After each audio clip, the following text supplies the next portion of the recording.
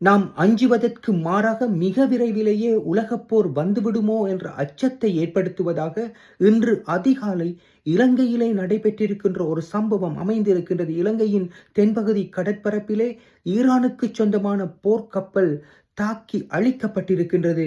இப்போது இந்த கப்பலை ஒரு சப்மரீன் நீர்மூழ்கி கப்பல் தாக்குதல் மூலம் அமெரிக்கா தாக்கி இருக்கலாம் என்று அஞ்சப்படுகின்ற இந்த நிலையிலே அந்த கப்பலில் பயணித்த 180 பேரிலே 32 பேரை இலங்கை கடற்படை காப்பாற்றி இருக்கின்றது. என்ஜிஓரின் நிலைமை இப்போது கவலைக்கிடமாக இருக்கின்றது. அவர்களுடைய கதி என்னவென்றே தெரியாமல் இருக்கின்றது.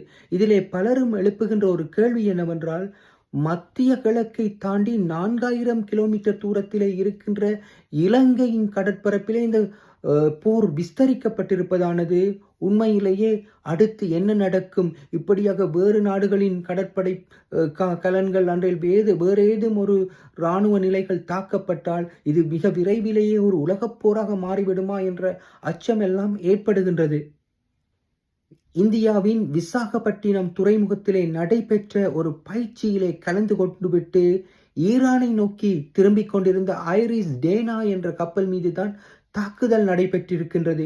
இந்த தாக்குதல் இலங்கையின் தென்பகுதி கடற்பரப்பிலிருந்து சுமார் 20 முதல் 40 கிலோமீட்டர்கள், அதாவது கடல் மைல்களுக்கு உட்பட்ட பகுதியிலே நடைபெற்றிருக்கிறது.